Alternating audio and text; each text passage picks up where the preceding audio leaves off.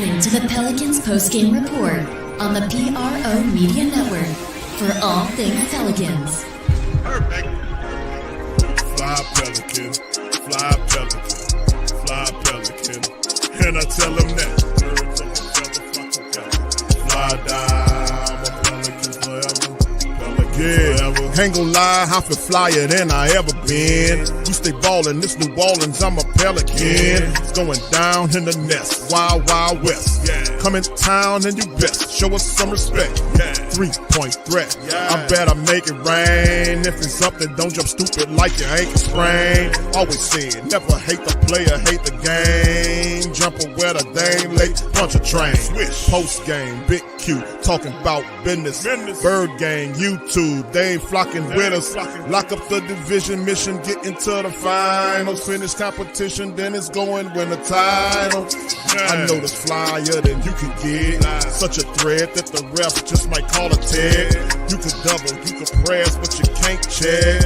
Right, left, slide by you like a Eurostep. Fly Pelican, fly Pelican, fly Pelican. And I tell them that birds of a feather flock together. Fly down, I'm a Pelican forever. Pelican forever. And never. The first quarter, it was really off our defense. Getting steals. And never say birds of a feather flock together. Yeah, fly down, I'm a Pelican forever. Finishing possessions when we contested shots. And it allowed us to get out in transition. 17 points in transition. Pretty solid night for us. CJ did it again, 6 threes. Just, again, the steadying influence that he brings night after night. And, you know, when sometimes the shots weren't falling, he was there and said and ended any type of drought that you had. And just he continues to produce night after night. He was great. He was fantastic again tonight. Whenever we needed a point, we put the ball in his hands, and he made really good decisions. DeJounte Murray with his first Pelican triple-double. You know, since coming back from the injury and getting back into the rhythm, do you feel he's nearly back where he needs to be? Because it's taken him a while to get back after the hand injury. He's getting there. He's getting there slowly but surely. You know, it's when you're out that long, new teammates, new environment, it takes some time to adjust. And, you know, I think he would have been further along had he not had the injury. But once he had the injury, it kind of knocked him off his normal schedule, normal routine, normal rhythm with the team. Now he's starting to get there, and he's keeping the game simple, making solid plays for us, and he'll continue to build from there. Yeah, and his turnovers are down and his assists are going up again. Did you know he was this good of a passer? Now you watching him night after night after night. For sure, we had him. We were together all summer, the end of the summer, all training camp. So we saw what he's capable of doing night in and night out. It was just a matter of him being comfortable enough to know where his teammates are, make the right play, right pass. And then, you know, he had a hand injury. So that's always going to disrupt the way you bounce the ball, the way the ball feels in your hand. And he's getting better. Trey left with the ankle injury, didn't come back. It just seemed the team deflated a little bit when he went into the locker room. Do you have an update on him? But the way you bounced back after, and it was interesting thinking that Brandon Boston and Daniel Tice might have made the biggest 2 threes of the ball game when Washington was trying to get back into it. Yeah, those guys gave us a huge lift. Obviously, we hope everything is okay with Trey. No further updates right now. We'll learn more as we get home and see what his injury is like. But you know, everybody that stepped on the floor today contributed and really good win for us. Nice to have 2 in a row now and get back on a plane and with a win headed home, and Absolutely. Got a big week coming up. So again, just how nice is it just to get on a plane after a W? It's great. Great feeling, 2 wins in a row, and we'll continue to ride this momentum. Thanks, Coach. Thank you.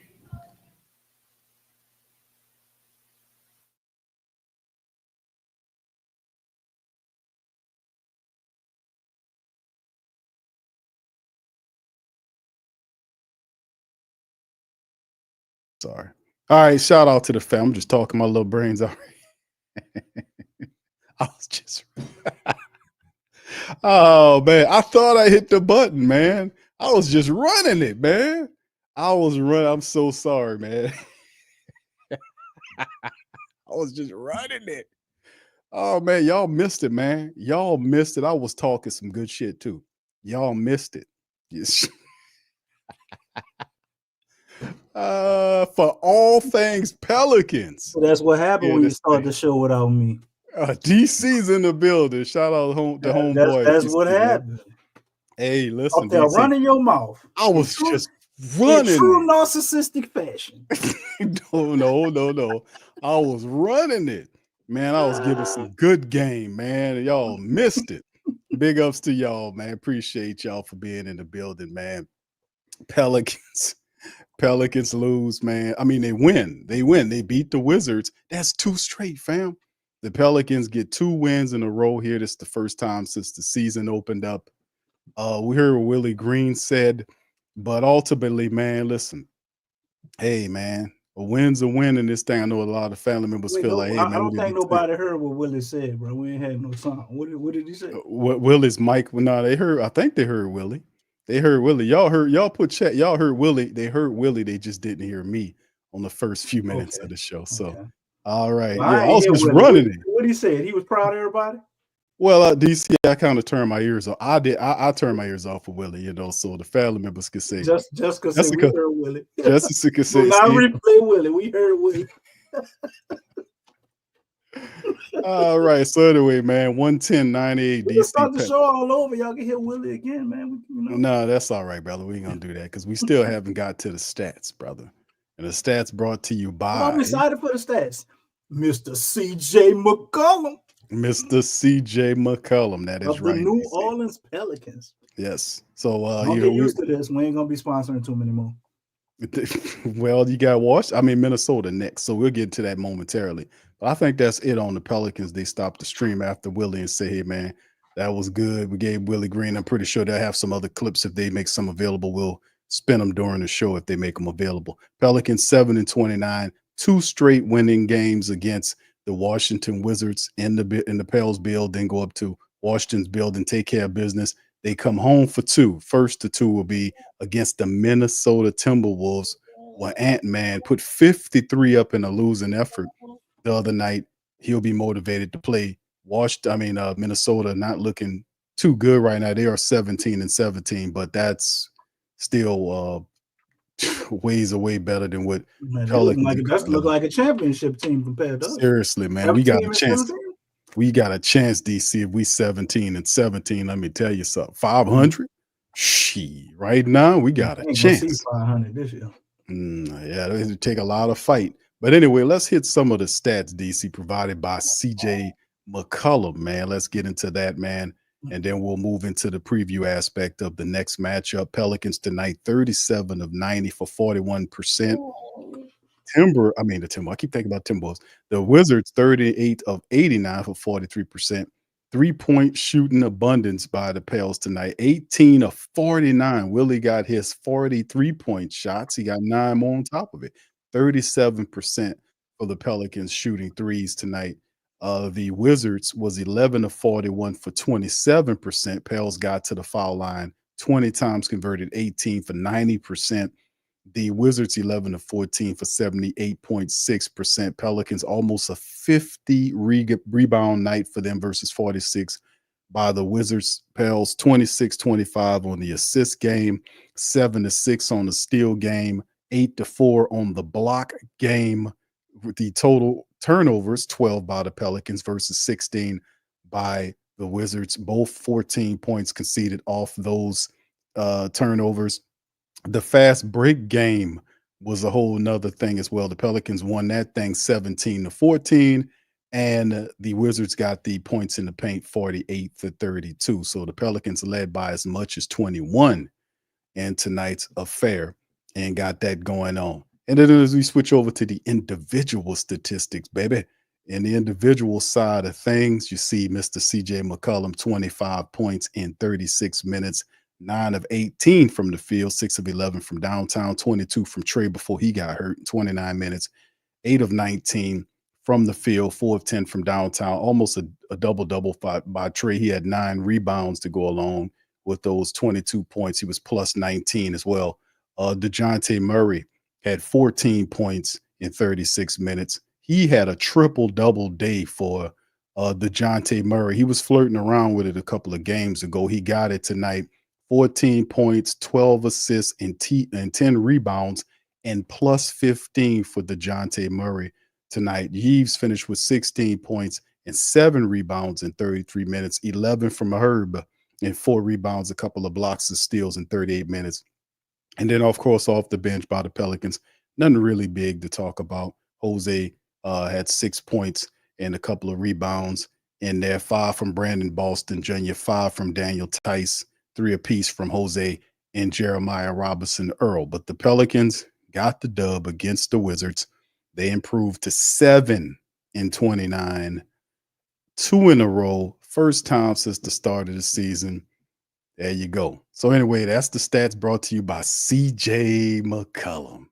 All right. So anyway, we got Lex in the building as well. DC, shout out to you as well. Big ups from the island. Yo, Let's get into the Island of New Orleans for sure. Okay, yeah, DC, that wasn't needed. Okay, so let's get into the thought process on your what happened tonight with the Pelicans. They got out to a hot start, man. Really was that 3 ball was dropping, along with just playing as a team, man. Everybody had their roles, and they were all in their roles and performing them well. It didn't hurt that CJ continued his hot shooting. Trey was actually playing pretty well too. DeJounte was doing his thing, and all of that led to them getting up maybe 41 points to 25 point score against the Wizards, and they just never turned back after that. They kind of idled it down, and then they would mash on the gas a little bit and idle it back down. And they just stayed pretty much consistent throughout the whole game. Yves Misi doing his thing, man. He continues to grow. Thought offensively he looked pretty well, and he's becoming an absolute monster on the offensive rebounds, man. So he didn't get a whole bunch of them tonight, but just it seemed like the ones he did get turned into points. So just the Pels, they all around, man, just played a solid brand of basketball as a team. That's what it looked like to me. You didn't have a whole bunch of selfishness going on. The ball was kind of moving around, and I think if they would play like this all the time, even earlier in the season, we probably would be talking about a different season if we just kept moving the ball from side to side, man. Obviously, you want more strategy than just that, but moving the ball from side to side definitely was working tonight. And CJ just, man, he playing his ass off, man. So shout out to him. Yeah, he is. Lex, thoughts on tonight's affair? CJ McCollum, another heavy effort. DeJounte Murray's triple double. Trey Murphy was shooting the lights out prior to him getting hurt. I'm showing that fantastic dunk. He went up and just crammed that thing, man, over Sarr. What you thought tonight about the Pelicans matchup?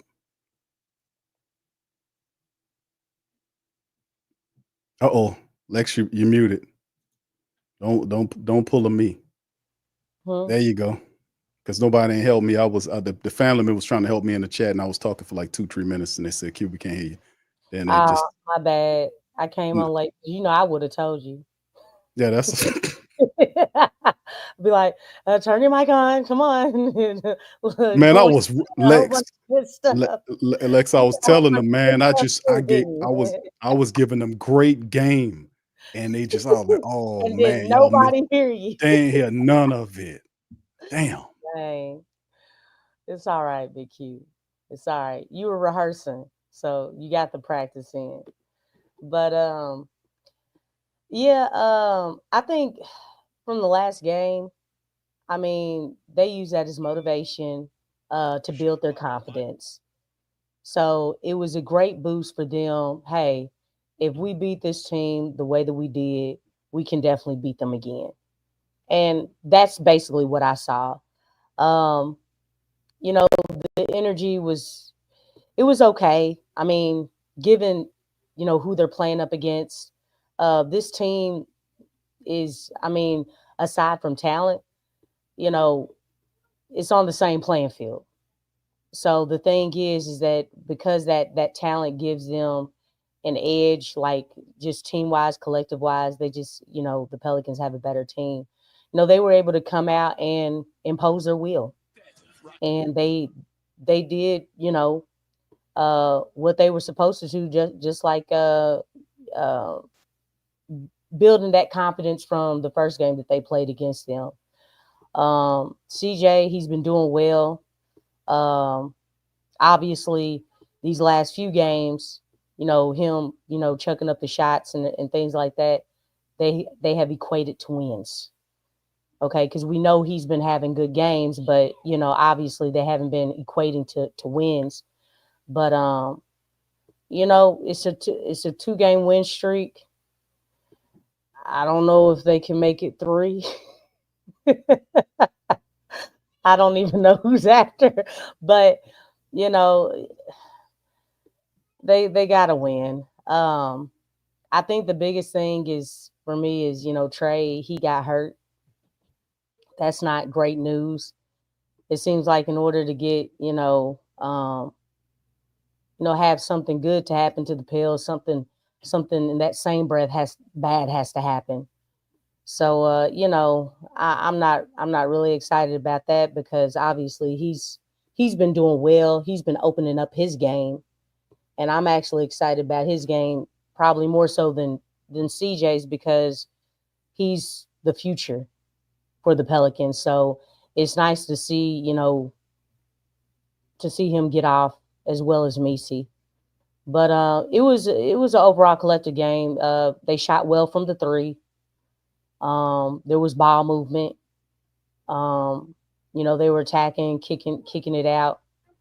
So they were doing, against, what they were going up against, everything that they were doing on tonight was working along with their boosted confidence. So, it's great that they got the win.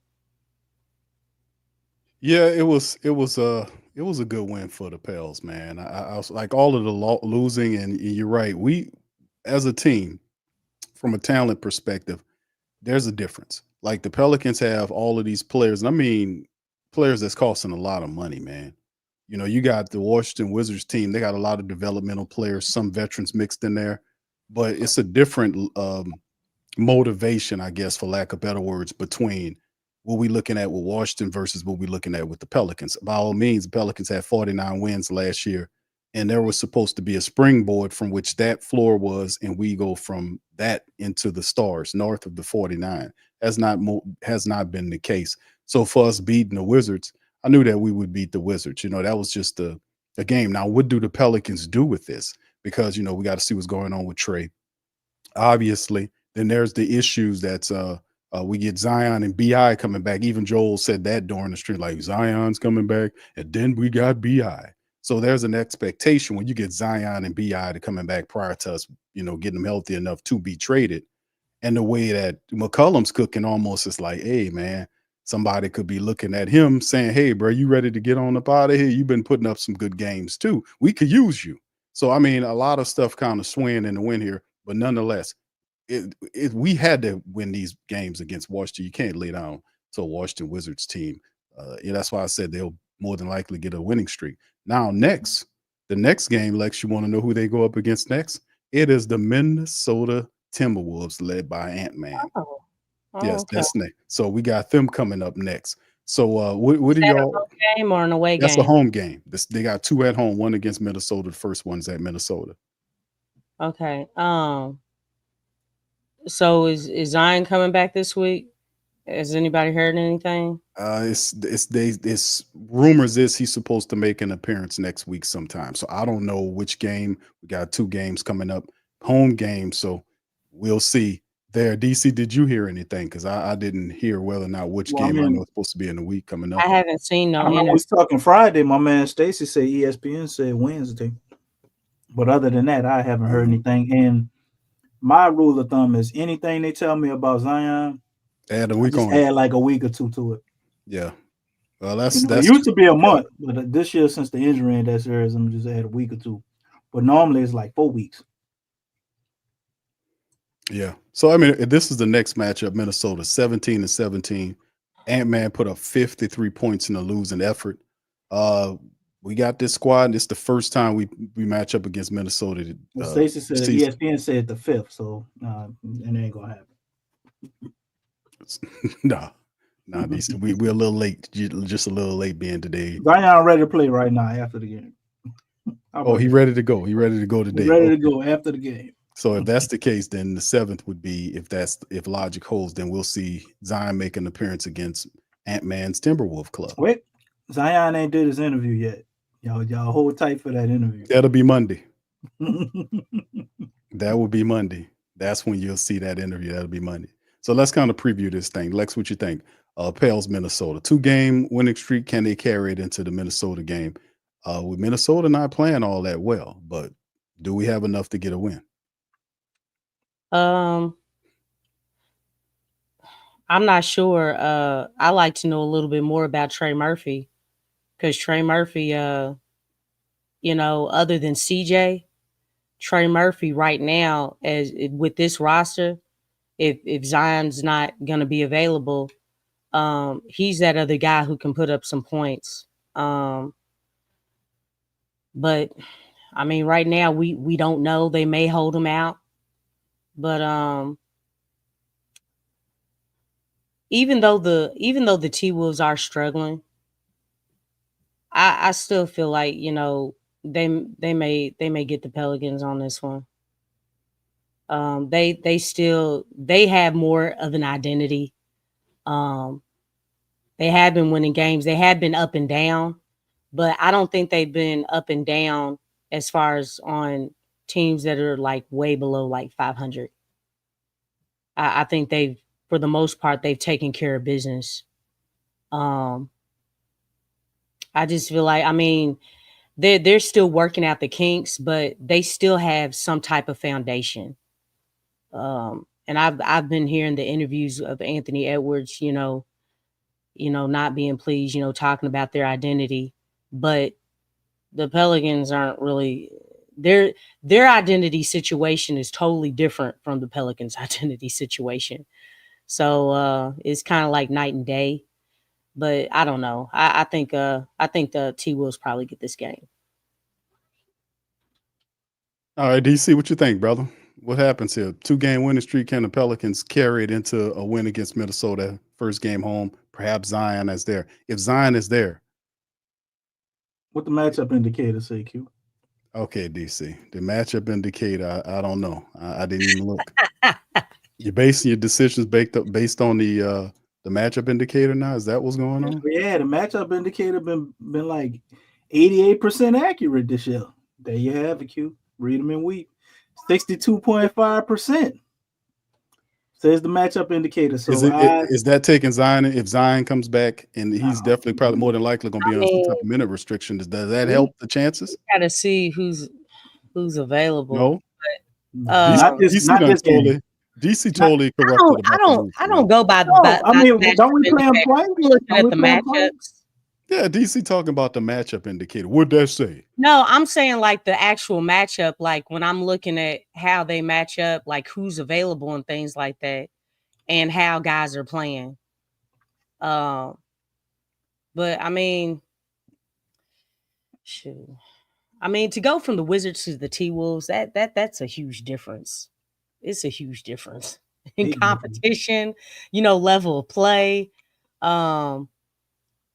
I don't feel like when the Pelicans come out, like energy wise against the better teams, I just kind of feel like it's up and down. It's not consistent because like I said, obviously with the Wizards, the matchup, the Wizards are kind of like in the same boat as the Pelicans. So, I don't feel like the T-Wolves are as far better than the worst team in the league. Huh? We're better than the worst team in the league. We're the second worst team in the league. Yeah, but before that Wizards game on Friday, the Pelicans were the worst. I know what you're saying. And they fought like hell to not be the worst, and not a content. So they're going to lose against I understand, but still, playing the Wizards is not the same way as you would hope to play against like Boston or something. You know what I'm saying? It's a huge difference as far as the level of competition that you're playing. Right. Now, I understand everybody's a pro out there, but there is a difference, just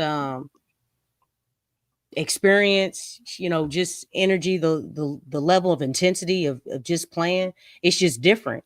And that's totally different from the Wizards. So when I look at those matchups and I look at how just the energy wise, and what guys are bringing to the table, it's kind of hard to be like, hey, even coming off of a win, because I'm not saying like if they were really, I would need them to do this to a team that's doing a whole lot better to really say that hey, they would get the T-Wolves. I mean, they possibly good. I'm not going to rule them out, but at the same time, as it stands right now, we don't know the situation with Trey. We don't. I mean, they're not. We never know the thing with Zion. So Damn. Never, Lex. no, I mean, you know what I'm saying? We don't know, not from the organization. Look at what ESPN is telling us. And that doesn't mean anything. You know why? Because he plays for the Pelicans, and the Pelicans are in control if Zion's going to be playing or not. So we never know. And if we do know, they're going to lie to us, right? I think we do. I think if it's a question mark whether Zion will be there, he won't be there. If it's a definitive yes, he's gonna play, he's gonna play. It's pretty cut and dry. Okay. If there's any leeway then we'll that have he to might come not back play, he's not gonna play. After his Monday interview. He do a Monday interview, he playing. Huh? If he do a Monday interview, he playing. Not He gonna do it's gonna be an interview on Monday. You know. If he do a okay. Monday Well, interview, after the interview on Monday, we'll know for sure. So we'll have to come back on here again to determine, because we don't know if Trey or Zion's gonna be available. I mean, I don't think it changes anything, and I think the matchup indicator understands that. Is even though Big Q don't like that, but Zion, even if he does return, this is the first game. It makes things interesting. It make it interesting, and a lot of times, when he returns after a long hiatus, he don't always play his best ball, and then obviously, the way things go, Trey Murphy will not be there. He rolled his ankle again, and I think they're gonna do the same thing they did last time he rolled his ankle. I think he missed a game or two. He didn't miss much time. He didn't miss a game at all. He missed a game because he recently kind of rolled his ankle. And he didn't miss a game at all? I thought he missed like one game. He didn't miss a game because there was a day. There was a day that there wasn't a game. It wasn't a back-to-back. So we don't have a back-to-back now. Yeah, so I mean, he may come back. I don't know. I mean, he was out. Need to introduce him to ankle braces, man. Now, the thing is, they need to. The whole team needs to do some flexibility type exercises to strengthen their joints. We'd have to get another physical therapist for that, Lex. We only have well, I feel like we need like 3 or 4, maybe 5, and then you need to get them from out of state and not Oshner.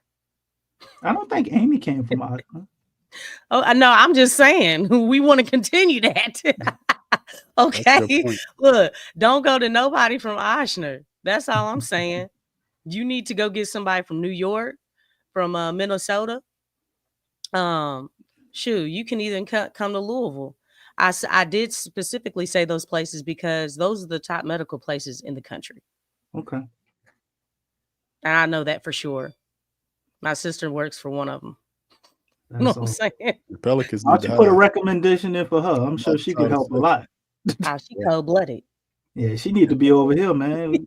At least somebody could go get some of Miss Benson money and don't be stealing it. Hey. Nobody's stealing money, DC. They're giving it away. What? Oh, yeah, they under contract, remember? God damn. Look, both parties agreed to it. That's why it's kind of laughable.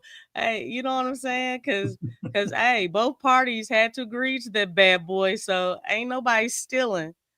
Anytime somebody talking about a player stealing money, Willie's stealing, man. Really? Willie's an assistant coach moonlighting as a head coach. Willie is stealing. They paying Willie, bro. He overpaid, man. They paying Willie, dog. Willie getting his bread, bro. And David Griffin helping him get it. He protecting him, and Willie shouldn't have made it into the new year but they're hiding right now. They're waiting for Zion Williamson to hit the floor, and then when they pick up a couple of more wins, he'll slide out, want to have a conversation with you. Who Griff? The Griff Yes. monster? It won't be the other guy. You know what? That'll be really something. He Nobody don't wanna hear what he will got to probably say. come out one You pick Zion. up a couple of wins. Nobody don't want to hear it. I mean, but he's still gonna slide out, and it won't be a situation where he addresses the Griff media. has attached himself to Zion, man. It'll He be really one of has. it'll be a situation where he slide in between the game when Joel Myers and AD sitting up there talking. He'll slide right on in there. What would be the point now? Just keep to talk. hiding. Just to talk. Yes. Just to say Yes, something. Jamal, she did. Hold You on. got you. This ain't How nothing. y'all feel about this? What's up, Lex? So we're saying Gil Benson agreed to get her money stolen. Like I said, I don't think it's stealing. I don't think. Hey, y'all gonna stop They're playing giving with Gail. When them people rolled up in that car and tried to carjack her, she wasn't having that. Gail ain't agreeing to have her money stolen. Yeah, the people, them boys were trying to get Gail, and Gail got them up all. To a certain extent, Tramal. You better get She out of she here. ain't agreeing to have it It's stolen. only by certain Now people. wait. Now when Like Miss the Three Stooges, right below her. Y'all You know better- who the Three You Stooges better are, get right? out of here. You better get out of here. And she had that thing on her, boy. Gail's like about to light it up.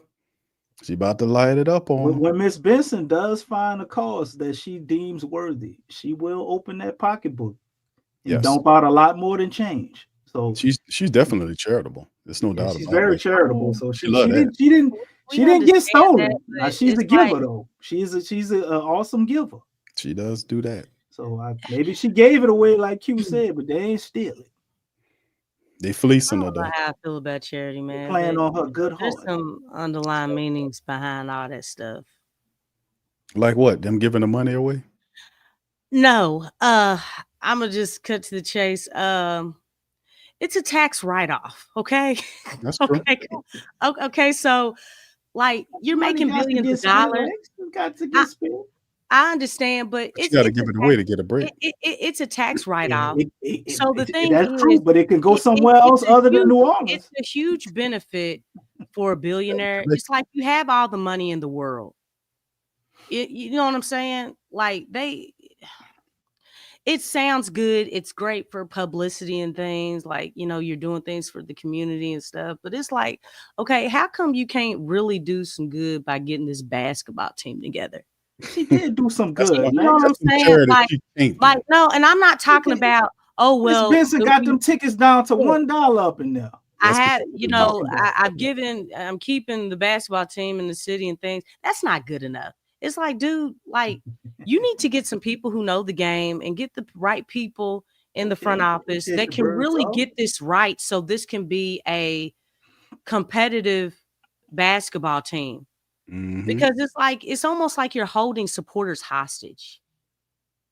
You're holding them hostage, be like, okay, hey, oh, what, you complaining now? Oh, okay, well, we'll take the team out the city. It's like, no, nobody wants a team and they're losing like this. You know what I'm saying? It's like you want a team that's trending in the right direction. Yes. You know what I'm saying? It's having you don't just have a company with no vision. When you look at Nike, Under Armour, any type of business, they had a vision, right? Yes. Those companies had a vision. Yeah. So come on, people. Just make it make sense. All Make it right. make sense. Shout out to Bird Talk, man. Thank you for becoming a new member. One shiny green dollar. All right. All right. Shout All right, out to Bird you, Talk. man. Thank you, Better Hoffa. talk your Says, talk. ankle support or high tops anymore Yeah. wouldn't hurt. Thank you, brother. They just gotta do some yoga. And of course, y'all see Brother Hoffa is the cousin of Herb Jones. So shout out to Brother Hoffa. He Yeah, sure heard me is. say. Show his picture again. Bro. That's Brother Herb Jones' cousin, man. So he believe in defense. You better believe So it. he Keyshawn Herbert Jones. bro. Oh, CJ called the man his whole name. Yeah, Herbert. Herbert Keyshawn, man, He he got said that Herbert. bad. He be calling everybody by Everybody, his like, bro, whole what's wrong name, with you, man. bro? I don't call him by his Herbert government have a name. really good name. It's like, Herbert, hey. he said it yesterday. I mean, the other day, he said Herbert have a really good game defensively. We need him like Herbert. Herbert, he's Herbert. His mama called him Herbert. I'm gonna call him Herbert. It's like, all right, AD. Go ahead, Lex. What you were saying? I was finished. All right. So big ups to the fam, man. Appreciate y'all support. Bird Talk, thank you, sir. Much love to you guys. Yeah, the ankle support thing. Yeah, I've been looking at Hoffa Jones. There you go. Them low tops. I am not a low top fan. Yeah, we got to dig. Something got to be done. I was reading something a couple of years ago about supporting the ankles of the players, like when they're jumping and they're at the mercy of when they leave the floor. Sometimes, people get up under their feet. I have not, and I've seen in this year a lot of that. Now, this was not intentional by, I think he stepped on Valanciunas' foot, but a lot of what was going on, like in a lot of these games, you see, like when players defend, like what happened with Bi when what's his face got right up under him. Lugent Dort. Yeah, when Dort got right up under him, and then his feet was down. When Bi came down, he had no place to land except for on the guy's feet. So yeah, they was serious about that when it happened to Kawhi. When that happened with Kawhi Leonard, when whatever his face, the dude that looked like Rocky, got up under his feet there, and he never been the same. Pachulia. Yeah, Pachulia, when he got up under his feet. They used to really kind of been on that rule, like enforcing that hard. But to this year, guys are running, they're getting close to that landing area, and they have not been like really penalizing people for doing that this year that I've seen. So, I mean, there was some technology they were working on to try to protect against that. And I think that needs to definitely be looked into, man. That's the big part of the game. Is see if we can find some type of tech where you can, some kind of way, we can kind of, I don't know, mitigate that, so to speak. You know what I mean? If somebody found something to that, boy, they'll make a small fortune, man, a big fortune doing that with all those injuries. When you leap and then land and somebody's foot up under there, you just susceptible to getting a twisted ankle or worse. I don't know. I think they need to follow around Steph Curry, man. He some type of way he figured it out.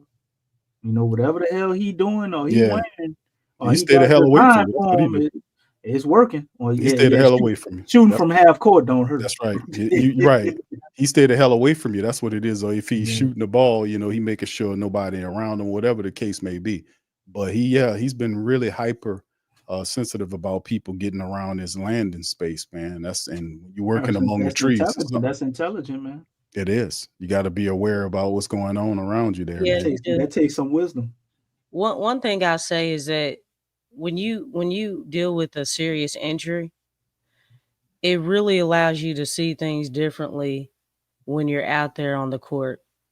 I don't know how it is as far as with the football field, but yeah, you like, hey, I know how to play hard and avoid injuries. You know what I'm saying? watching people's feet. But one thing that I know I still do it. I actually watch how people move. And if they're moving reckless, it's like, okay, you do a little thing. I be paying attention just how people move and stuff. And that kind of helps to, just avoid, like, if someone's stepping in a certain spot, just maneuvering around or, just doing something different, to hustle or get after the ball. But I think ultimately, though, guys, especially for this team, they need to strengthen their joints, though. You know what I'm saying? There's stretches that you can do to strengthen your ankles, And I think I kind of, and that's something that they, like, anytime you have like a sprained ankle for a long time, I mean, they do that rehab, but that's also something that you can do when you're not rehabbing. Just something that you can do just to strengthen those areas. But yeah, it just seems like guys, they just have, those different ligaments or, that are just weak. They just got to strengthen them bad boys. Because it seems like it's only here. You know what I'm saying? Well, I mean, we had a culture of non-accountability, and then when you got like Zion who started the team and he doesn't do pregame stretching, and I just wonder how That's much true. of that trickles down to everybody. It just makes me wonder: is everybody else really doing all the things that they should do before the game, like you would do at other professional organizations? And I think a big part of that has to do with our front office, and there's really there's no punishment or no accountability for not doing those things. So if they skipping, stretching, and all of that, like they don't get in trouble, fined, suspended, or nothing like that. Like, what's preventing everybody else to just go? Are they gonna say, "Oh, I got my own personal trainer and I just kind of do things on my own and don't do the shit"? You know Well, what I'm no, saying? Like, wouldn't you say that falls in the realm of the head coach? Of him it does, it type of culture? does. 'Cause isn't that a But culture you thing? gotta have a head coach who's either me for guys to fall into that. Like you look at a guy like Steve Kerr, right? He could always use that line. Well, Michael Jordan did, or Michael Jordan did, Tim Duncan and such did, because he was around a lot of championship, Hall of Fame guys. Yeah, he played with him. He's not a Hall of Fame player himself.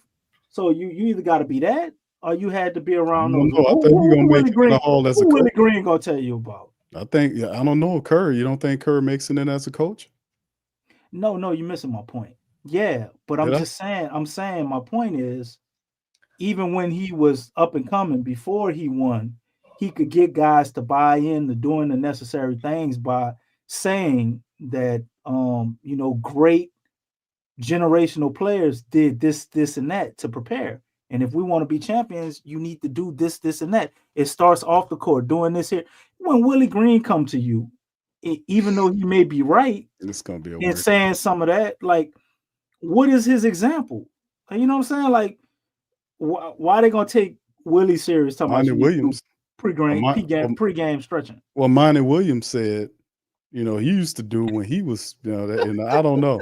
I mean, Come on, dude. I don't know what you could say. I I'm don't trying even to remember remember who he played with. who Willie played with. I I think don't know, bro. he might have played with AI. Maybe. I I'm want to not say even he sure he wasn't. played with AI. I don't know if he I played know he with. was on Philly. I don't think AI was there when he was there, was he? I don't Hmm. know. I have to look into it. But greatness adjacent is what you're saying. That Right. Steve Kerr was fortunate to be around players and witness what they did, and those players respect, And the great. They want to then do you great have stuff. I guarantee you, every organization you look, there's going to have some level of somebody who's been around greatness. What people are winners. Typically it's going to be some type of connection to that. Some organizations, just the organization speaks for itself. You got a lot of the Right. The culture. greatness that still shows up in the building because the players in the past were part of this organization. They did right by them, and they still come through and talk to these players. We don't have that here. So we need It's a culture thing. Yeah. a That's what I'm coach. saying. Yeah, we need a coach that can bring that. Or That we can would have bring been the looking culture. for our general manager to bring that, and we have neither. Well, that's the thing. That's what I'm saying. That's a culture thing. What we have here is a basketball cult with some type of weird dude running around talking about good human beings and mechanics and all this kind of stuff. We don't have a guy with a resume like you would get a guy from Miami who's an executive that's in that area, or you would go Pat to Riley. Pat Riley's over there, Boston. man, who was part of the Showtime Lakers and shit. Right. Like, But that's the culture. The I mean, culture's he's created won like there. 4 different levels. It don't matter. in college, You don't take you don't Right. it don't matter where you take somebody coach, and like Pat executive. Riley. It don't matter where you get him from. Like if you could put him in any situation and he's going to win because he got the key. Yeah, he gonna He win got the something key. He eventually. understands. He's going to win. Right. He went to the Knicks. They didn't win a championship, but the Knicks, I think They they were started winning. competitive. They Yeah, they were were competitive. really competitive. They were That's when competitive. they had them back and forths with Miami when he was over there. And But one Bird Talk said, yeah, Willie Green played with AI. So Bird Talk checked it out. But watch how this analogy works. Willie Green walks in. Well, that works against you, AI. though, DC. Because oh Oh, yeah, wait. Exactly. So he walks in. Willie Green's like, well, AI used to do this. man. AI used to do that. And the players are like, Coach, we talking about practice? AI ain't even practice. That shit go out the window. So the one example he can use exactly. AI is historically known for a press conference about practice. Cursed them out. You know, and not practice. So it's the like, one example he has, he can't use it. Exactly. And then, you know, you got to explain to them, and their ears going to turn off at a certain point. Well, AI said the thing about practice because his best friend died that day and da-da-da-da, and they clipped that up. I was there. Man, they don't want to hear that shit. You done lost them, Q. Well, DC, he played with T-Mac. T-Mac would be a good example. He played with But I T-Mac. mean, T-Mac career ended because of injury. So, I mean, good example, but you know. But T-Mac was T-Mac was that dude, 14th man. season with the Hawks. So I mean, T-Mac definitely would have won a championship. Should have won a championship. He played again. He had Al Horford. He played with Al Horford there. That's the Jerry Stackhouse. I mean, that's about as good as I've seen with him. With the 1 year he went to Atlanta for 1 year. Chris Paul, okay. Chris Paul, so CP3, another person who ain't win no championship. Still playing. He played with Jamal Crawford. Did he play with anybody that won a championship? Grant Hill didn't win a championship. He didn't win no championship. Yes, said no. No. Give me a great player that won a championship, because that's what's Chauncey Billups. That's what's gonna catch their ear. You know, he was with Chauncey Billups. Chauncey was a good example. Karan Butler. Didn't Karan Butler win a title with the Heat? No. Yeah, no? he won, but Willie Green didn't play with the Heat though. No, but Karan Butler was with Grant Hill. This is when Willie was in the Clippers in 2012 and 2013. You know, he was 32 years of age. You know, he was on Doc Rivers' team, and I'm trying to find somebody, because that was an interesting point you raised, DC, was who did he play with that he compared to? Well, I mean, he played, he had Antoine Jameson on the team. Yeah, Steph Jack. None of these dudes are they're good players, but none of these guys are somebody you're going to top 100 players, really, bro. No, he hadn't played with anybody. Jamal Crawford is the only guy. I'm looking at his year when he was 32. And he spent his last season with the Orlando Magic. And let me see who was on this squad. Yeah, Evan Fournier and Aaron Gordon. Nobody. No, Mo Harkless. Wow. Nobody. Yeah, nobody of it. Victor Oladipo and Alfred Payton. He was on the team with Alfred Payton. Ain't that something? So yeah, so there you go. So I mean, outside of that, man, all I can mention to you is the fact that he did play with AI that year. He was on that first team. Derek Coleman. You played with Derek Coleman. Q, stop it. My point. Samuel Dellenberg. How about that guy? My point still stands, man. So when Willie walks in there and he's trying to tell them, you know, the type of things it takes off the court to win a championship. Dog Robinson. Come on, Q. Glenn Robinson. I'm trying to throw something. I'm trying to help Willie out some kind. Glenn Rice. You did better with Glenn Rice, but when he's in there trying to tell these guys that I don't know how serious they would take him about doing the things off the court. And I think we've had so many negative examples in our front office that, you know, these guys are going in the off season, man. They kind of doing their own thing, trying different methods of training and, you know, just trying to figure it out themselves, you know. And a lot of times I think some of that works. With some stuff has always been around, and, you know, ain't no sense to recreate the wheel. But C-Web, DC. That would be a good example, even though he won a championship. That's probably one of the best. That's who he played with. He played with Chris Webber. I would have a lot of Chris Webber stories for Zion, but, you know, might be a little too late. Will Willie even think to bring this shit up? No, of course, no, he wouldn't. Of course, he wouldn't do that, brother. No. Stacey, he didn't say Glenn. He didn't say Glenn Robinson. I say Glenn Robinson. Yeah, he was talking about the other Glenn. No, Glenn Robinson, Big Dog. You say Glenn Robinson? Big Dog Robinson. He played with him. Okay. In Philly. Big Dog was there. Of course, you know, Big Dog wasn't a dog when he was with Philly. He was a dog when he was with Milwaukee. He was an old hound. He was an old hound. But he was an old hound dog after that. But he still could play, but he wasn't where he is. And Derek Coleman was one of my favorite all-time players. Derek Coleman was a beast for Syracuse, and then he went to the Nets and was doing this thing up there for a little bit. But that was a loaded era for No, I'm not trying to like step on them dudes. I'm just talking about like championships, bro. And Derek Coleman, I don't remember him winning a championship. Nah, none of them guys with championships. I'm talking like that. Like, you want to compare yourself because people connect greatness to championships, even though I think that ain't fair because Charles Barkley and Allen Iverson are some of the best players I ever seen in my life. And they didn't win a championship. And it's not because they're not great. They didn't have a team. They didn't have a run at the right time. Like, it just was an unfortunate situation. You can say the same thing about Karl Malone, but Carmelo. How about Carmelo? You want to throw Carmelo? Carmelo? You can say the same thing about Carmelo too. He was definitely great, man. Well, one thing about Barkley and Malone and AI, they at least made it to the finals. Melo never did that, and they did that. He made it to the Western Conference Finals. I think either the Spurs or the Lakers put them out when he was with Denver. No, Like, I mean, that's still the finals. I give Carmelo a little bit of a pass, Lex, because you gotta look at the era he was in. Like they had a chance. They actually were in the position where they had a chance to win a championship. The Western and Eastern Conference Finals. That's not. You're still a series away. The dude played in the era with Tim Duncan and Kobe Bryant. Like I'm I know. Shaq. Like I'm just saying this. It's a rough circumstance.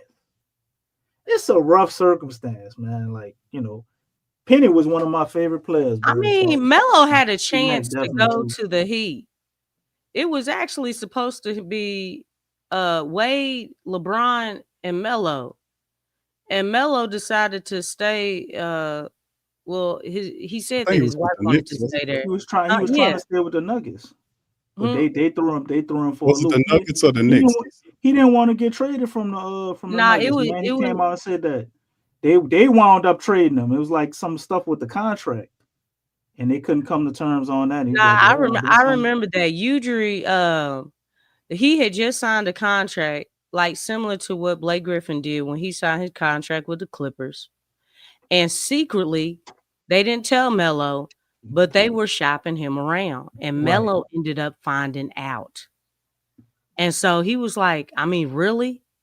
You know what I'm saying? He was pissed off about that because he had just signed. He had just re-signed with them. And that's when it really all started, because it was like, why would you sign me to this contract, but yet you trying to get rid of me as soon as you sign me? Didn't like that didn't sit well with him, especially when he's talking about, hey, I want to be here, love the city, you know what I'm saying? Like he was showing his commitment to the organization, but they weren't showing the commitment to him. And so it's funny because what the media did is they basically turned it around like, Melo was holding the organization hostage. I thought that was so funny how they flipped the script. I'm like, so now, instead of you all looking guilty, y'all basically pinned it on all, it was a mess. And so then that's when they shipped him off to New York. But yeah, that's how they got started. That wasn't Melo's fault though. That was Udry's fault. I think that's how you say his name. But yeah, it was definitely some usury going on, because at the end of the day, the Pelicans, man. I mean, I'm about to say the they messed that whole team up with the Denver Nuggets. That was so stupid. Didn't they have Iverson on that squad too? They had Iverson. Yeah, Iverson. They had J.R. Smith. They had was Chauncey Billups on that team too? He was for Chauncey Billups was on that team. He was on there later. Kenyon Martin, Marcus Camby. Who was that one guard? He's non-athletic. Andre Miller. Miller. Thank you. Andre Miller. He was on that squad. Also, J.R. Smith was on that squad too. Wasn't it Iguodala on that squad too? Didn't they have Andre Iguodala at one point? No. He got Iguodala was still with Philly. No, Aaron Aflalo. He was pretty good too. Aaron Aflalo. Yeah. I remember him. That's what you think about Iguodala. They kind of look similar. Him and Aaron Aflalo. I don't know about that one, but okay. I don't know about that, DC. I don't know, DC. Well, where are you getting Iguodala from? I don't know, brother. I thought Iguodala played. No, because AI played with Iguodala. They had they traded AI to try to build around Iguodala. they had a deep ass team, man. They were like Yeah. 12 J.R. deep, Smith bro. was on that team. Yeah, he was. And he was And balling then out for him, they too. also had the Manimal. Ain't that his nickname? Oh, you mean Nene? Did they have No, him? he had Nene and your boy. He talking about your Oh, boy. Nene. Yeah, they had Nene. And Birdman. The other cat with the dreadlocks. Him and Nene. I don't know. Damn, Oh, what's the dude's name, man, the little dude they that had was a that hustler. dark-skinned dude who I broke know who she's talking about. I don't remember his name. I remember his nickname. broke They call him the what's his Manimal. name too. What's the little dude name? He played different. He was for different dunking on teams. everybody, get a bunch of He- rebounds and He looked like a small blocks forward, and but he stuff. played like a power forward. I thought that's what the real Manimal. long dreadlocks. I forgot what dude's name was. Fareed. Fareed. Yeah, Kenneth Fareed. that's his nickname, the Manimal. That I just Kenneth I Fareed. said you was right. I couldn't And- remember his real okay. name. Y'all was just thinking of his real Kenneth name. Fareed. Right. Okay. Birdman was on that team too. Birdman was on that team. Yeah, Kenneth Birdman. Fareed. Bro, they had an awesome team, but George They Karl did. was the coach, bro. Yeah, he Oh. was. Allen he was Iverson would dope. talk about how he dropped 55 one game, and then George Karl was like not giving him minutes the next game because he stayed out and went out to the club the night after or whatever. I'm like, man, So he George was trying to Karl, reprimand grown men, like, yeah, dog, bro, I'm a lunatic, grown. man. Yeah, I Lunatic. never liked George Karl, and and what's his name?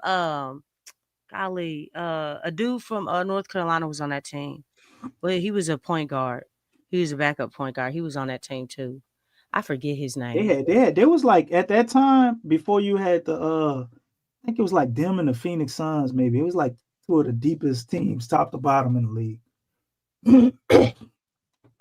Yeah, it's really something when you have a boatload of It talent took Kobe. It But took Kobe to kick them out, man. Yeah, George Karl was horrible. You know, one thing he made a statement one time. He was like, yeah, that's Raymond Felton, huh? That's the no, point guard. not Raymond Lawson, Ty Lawson. Ty Yes, Lawson. yes, Ty it was him. I knew he was a point guard. No, not That was good, man. Felton was Yeah, he with was, the man. yeah, he Okay, was go ahead. okay. Let's finish your thought, Lex, on it. We're gonna No, bounce but to this one. yeah, they interviewed him, and one of the players, I think it was Ty Lawson. He was actually playing really well, and it was some other guy.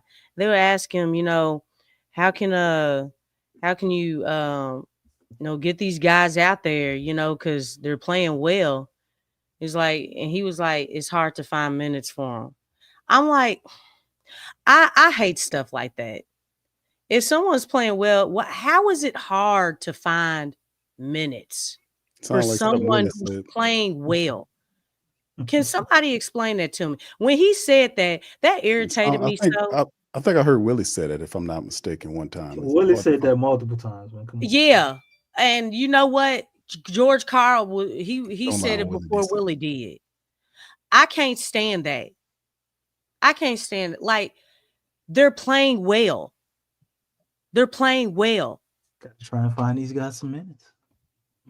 That's a horrible excuse. I looked all in between the sofa cushion. Because a lot of times when you're saying that, you looking out there and it's like, okay, you can tell who's playing well and who's not. But coaches choose to be like, well, yeah, we want that guy out there. But he's not playing well. Tonight's not his night. He does the small bullshit I tell him to do. Like, you know, to me, I just feel like that's horrible. That's a horrible mentality to have.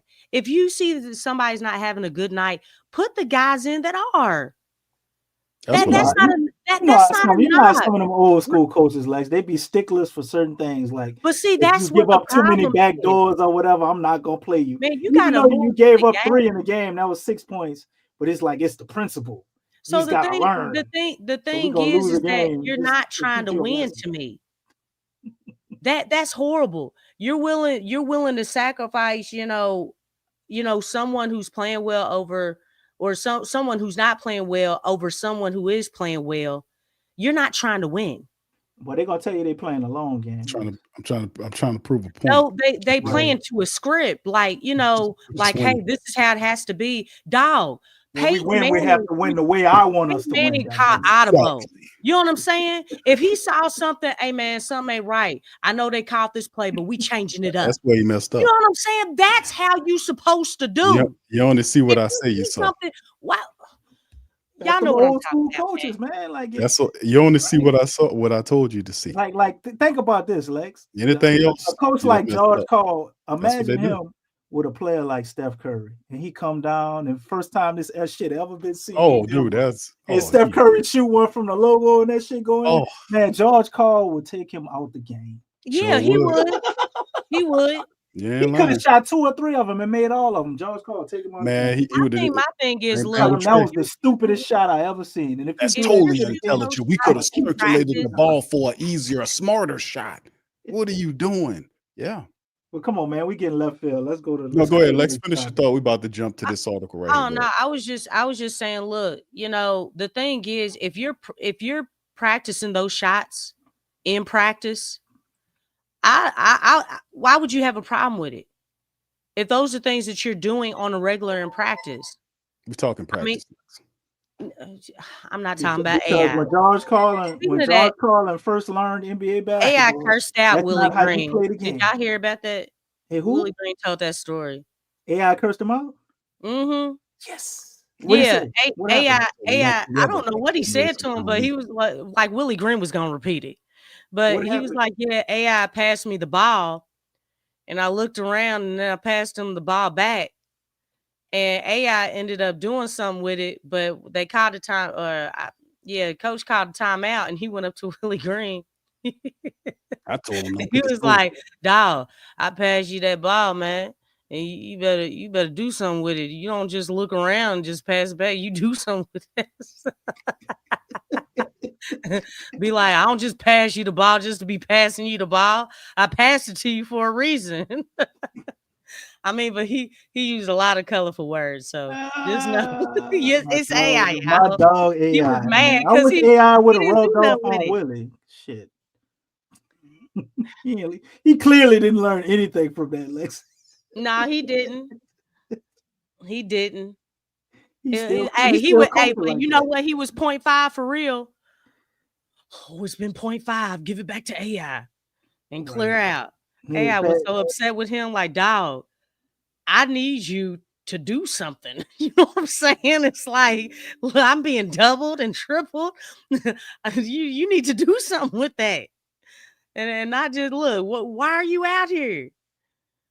You know, but he was telling that to KG when KG interviewed him on he did podcast. I need to go check that out, man. He do good interviews. His interviews are always entertaining. He did that a couple of years ago though. But go on, my bad. Let's pivot to this, fam, before we close out the stream. This is also something that came across the wire here. Sam Amick is saying the Spurs, the Nuggets, and Pelicans have interest in Jimmy Butler. So there you go. They heard Jimmy talking about joy. Q, they couldn't resist. Oh my goodness. The rest of the NBA is watching the standoff. It's not the same joy, I promise you. And he gonna find out if he does. We can change the narrative on our joy. We can have some angry joy around here. You know what? Now, because if he is joyful, he won't be saying joy. Oh, he gonna joy to the world. Willie Green is fired. Okay. You could have. So let's kind of delve into it because they have something going on right now. Between it, it's saying NBA is watching the standoff between the Heat and Butler with popcorn out, according to Brian Windhurst, and he would know about popcorn. So who notes that the team president, Pat Riley, doesn't make a habit of deferring to his star players, operating with a bluntness and strength that's somewhat atypical of team executives in this era. You cannot intimidate Pat Riley, one prominent player said to ESPN. As Windhurst details, Riley let longtime franchise star Dwayne Wade walk over a contract dispute in free agency in 2016 and reportedly shut down LeBron James when the star forward hinted he wanted head coach Eric Spoelstra replaced in 2010. If longtime Heat president approaches the Butler situation with a similar mindset, he's not likely to grant the 35-year-old's trade request if he doesn't like what Miami is getting in return. The Heat make mistakes, and sometimes they say they have issues with players just like everyone else. One general manager told Wendy, but they do not get pushed around. As Bontemps of ESPN points out within the same story on the NBA current collective bargaining agreement, it's not necessarily the worst outcome to have a maximum salary free agent walk away for nothing. So they said the Clippers took that route with Paul George that past offseason, opting for additional cap flexibility rather than taking back contracts they didn't want and would have had trouble moving. If the trade offers for Butler are underwhelming, the Heat may decide that that's the best path for them too. There's a little background on information, but let's delve into it. What's the thoughts on? They're gonna keep suspending them, basically. Okay, so what's the thoughts here? What do you guys think about Jimmy Butler, the Pelican? I want to shed some history on this because the media is really not talking about more in depth on what's going on here.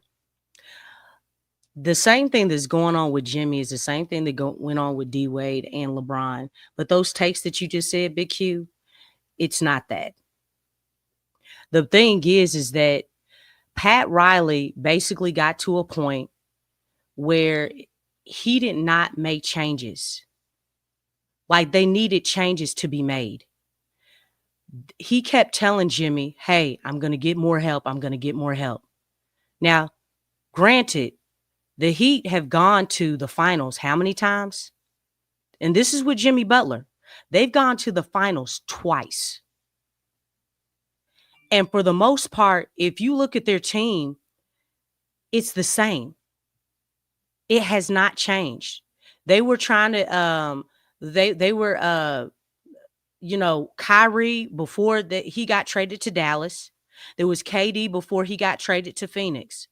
Like Jimmy Butler was telling him, hey, we need more shooting. Like, I don't know, like the Heat, they don't really put up points like the other teams. Now they find ways to win, but it's like, just think if you're adding another shooter to the squad that you already have. But instead of adding, guess what? You lost Max Strus. You lost dude who went to the Lakers. Okay, you lost Caleb Martin. You're losing key pieces and no one's being added that can really replace them. And that's what's been the problem. This was the same problem with LeBron. The same exact problem. LeBron was telling Pat, hey, we need this. We need that. We needed a point guard. Mario Chalmers, he did well, but he was up and down.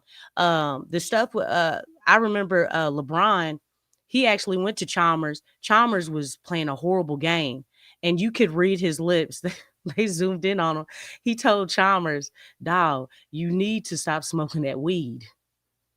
That's like, that was not something. If you have a team that's trying to win championships and your point guard is high out there, and LeBron knew it. So he was like, man, we need another legitimate point guard.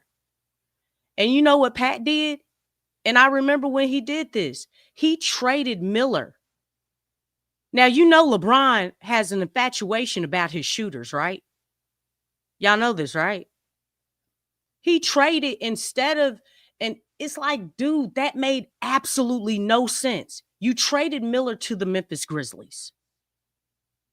That didn't sit well. Everything, like with Pat, I understand Pat because he's built a culture at Miami and I respect it. But at the same time, it's like, dude, I'm looking at Jimmy's situation. This team has been the same. And it's only been subtracting. The same thing with LeBron. Now, Wade's situation is different. They made false promises to him. I remember that whole situation because I actually followed D Wade, and they really messed him over. He took pay cuts. He took like 3 pay cuts. Dwayne Wade, like, he leads the franchise in like every category except for rebounds. Right? He was never the highest paid player on the Miami Heat. Never. Think about that.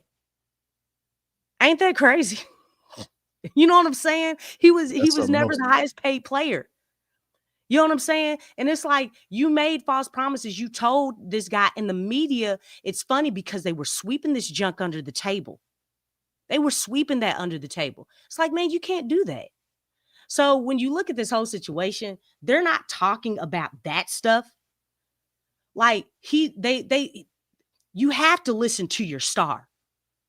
It's not like they went up to you, threatening you or using whatever word that you use, like, or intimidating. They're not doing that, Pat. The thing is, you're not. You have to make changes to the team. Your stars are asking, "Hey, we need help. Yeah, we got to the finals, but we need more help." You're trying to keep up with the trends. You're trying to reconstruct it. You can't just stick with the same thing. And not only that, Pat Riley believes, hey, if I'm going to pay you all that money, I want you to play all these games. Now, this is where the thing with D Wade comes from. D Wade has always had problems with his knees. Always. And what D Wade was trying to explain to Pat is that, hey, dude, I can give you 20, 30 points. But as far as my minutes need to come down. If you can bring my minutes down, my production will go up. But Pat was like, no, you need to be playing like 35, 40 minutes a night. And Wade couldn't do that.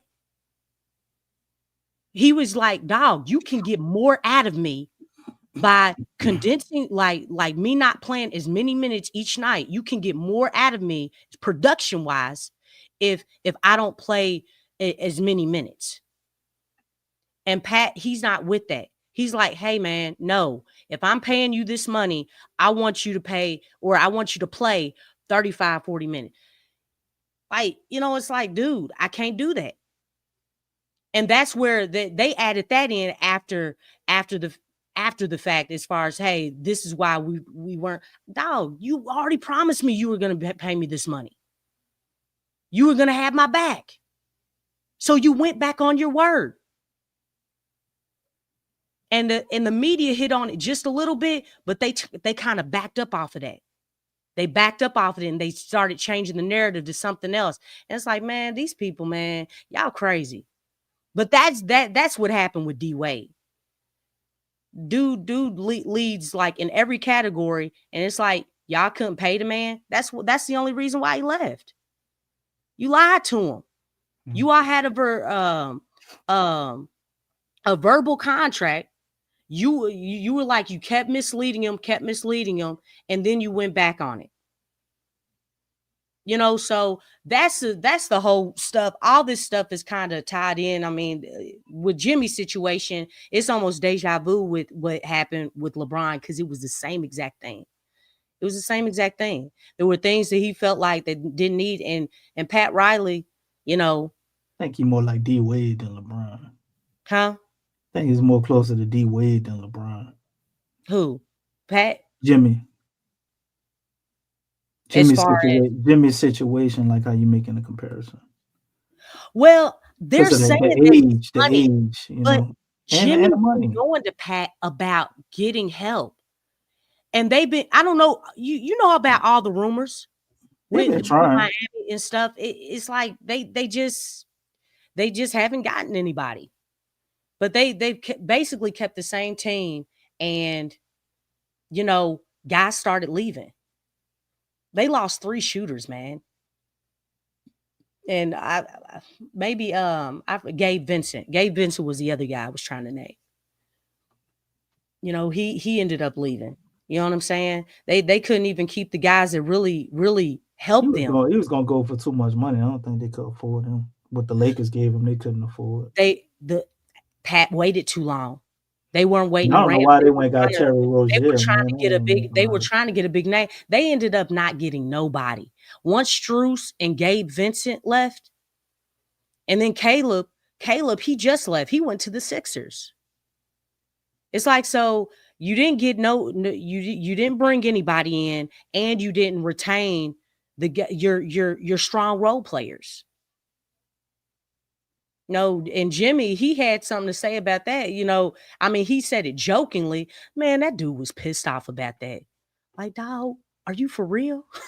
Like, what's going on? What's going on? Because Jimmy wants to win.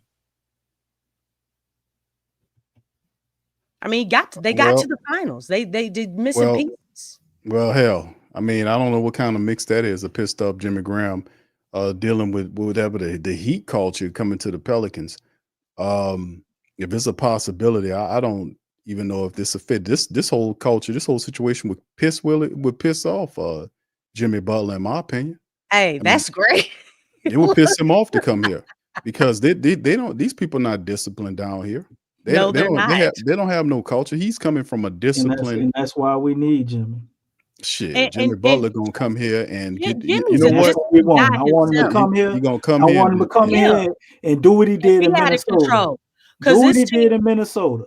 Start calling people out. Take the third team, the practice guys or whatever, and play Zion and bust their ass. Like show them that it's more to this than talent, because we all know Jimmy Butler is not the most talented player. He works very hard. He's a disciplined guy himself. Hard. What? What? Jimmy Butler come from? This dude was homeless, man. Jimmy Butler was homeless. He does not take the game for granted. To me, he played a game, other than these antics and shit he's doing right now. But when he locked in, he plays the game like how you would want your star player or any player to play the game, man. He played the right way. He's an intelligent basketball player. He has a dog mentality. I hate the pink hair and all that weird shit. The emo Jimmy and all. I hate all of that. But as far as him on the court, country too. Oh, you can listen to country. Country music. If you said it was 1950, that wouldn't be no knock. You know what I'm saying? This is all the country you want. My grandpa used to brought me up on BB King. You know what I'm saying? Country ain't listen to that down there. Whatever. But anyway, so Jimmy coming here, man, I think wouldn't be the worst thing, depending on what we could get for him or how we could flip that. You know what I'm saying? It would be what we do after this move, because obviously him coming here ain't just. Well, let me ask you this. And that don't just make us contenders. But I think Jimmy Butler. What did you give up for Jimmy Butler, though, bro? We're getting up with Jimmy Butler. I'm gonna get to that. Somebody says CJ and Brandon. You ain't gonna be able to give up both of them for it. But because Miami won't be able to take that money. You got to bring in another team and send somebody else somewhere else. You talking about CJ and Brandon? That's like 68 other teams. $65 million between CJ and Brandon. You can't give up both of them to get Jimmy. That's too much money to send back to Miami. But Jimmy coming here, man, I think can agitate some things. It could get some fights going on, like you said. Yeah. Mm-hmm. It can reassess, ruffle up some feathers, our current, trajectory. Because if he come here, if he not with the antics, because there's a very good chance Jimmy could come here and be like, yeah, I just said I would rather get traded to any team, but I'm gonna come over here and do the stupid shit I was doing over there so y'all can trade me too. But if he comes here and he's Jimmy Butler, I think that can be an excellent turning point for us culture-wise. Will it turn into wins? I don't know. But I think culture-wise, that would be an excellent turning point, man. I mean, so we're going to take on Jimmy Butler. I think definitely he's going to have a major problem with Willie, though. I don't know. He's the type. He's the type person, man. Yeah, you a problem. It's like, dog, this ain't a great. That's what you want. Yeah, but Willie Green, it ain't so much. But it ain't just so much Willie Green. This whole weird ass culture is not set by Willie Green. It's set by David Griffin. And I don't know if a guy like Jimmy Butler. I'd say both of them. They a package deal. Here. Yeah, because he hired him for this type of culture. You want a rough tumbling culture for here. Jimmy Butler comes here, he clashes with that bullshit basketball. That don't matter, Q. That's the things that you could do if we kept Jimmy. What you can do with Jimmy, you could get him here. You can use Jimmy as an asset. So he's here. Somebody else gotta want Jimmy, right? maybe we can flip Jimmy and send him to somebody else and get something for him. I don't know about all that. That sounds too educated for David Griffin to do. Double flipping for him, for Jimmy Butler, flip him to something else. I don't know about all that, DC. We did all of that shit when we did Drew Holiday. They double and triple flipped and all. Yes, you did with Steven Adams and all of that. Oh, adding all that bullshit on to the trade. They can do it. They can do it if somebody really wants Jimmy, and whatever they was trying to give them, Miami didn't want, but they wanted what we had, and they didn't want what we had. I don't think and we willing to take. Man, I think I see it could happen. And I'm looking at it like this: Brandon Ingram is the center cog in it. If you taking Brandon Ingram and you find a way to move CJ McCollum too, and all of this thing, and you getting off BI and getting something for him, and CJ, and you can turn that into some type of picks or something, and Jimmy Butler, who you can get for something. Oh shit, I'm with it at this point, man. Like, you got to get something. Brandon Ingram, I don't think we just lined up with this long list of options at this point. I hear you, but Jimmy Butler is the option. I'm looking at other. I'm looking at like, can it make the season any worse? I'm looking at other options. I mean, what other options? What other options? What other options present themselves? You got Denver. You got what other options? Maybe the Clippers, and we don't know how serious they are. If Jimmy is a card that I'm playing last, if that's the case, but I'm looking at any other options. Might be your only option, bro, or one of your only option. Well, if that's the case, we'll make that declaration when we get close to that. But there are going to be other options out there, and I mean, it's just one option that they could possibly go in. I don't like it, to be honest with you. I don't like it. Because I know it's going to be a disaster. You expect Jimmy Butler. It's already a disaster. Yeah, but you expect it's going to be worse than what you see now. Because if Jimmy Butler get any worse, man, Jimmy Butler get here and clash with David Griffin. Crazy, man. David Griffin. No worse. It's already worse. Crazy, man. It's horrible. You talking about getting Jimmy Butler here to clash with David Griffin, and you talking about you just do any fucking thing. Let's just do anything.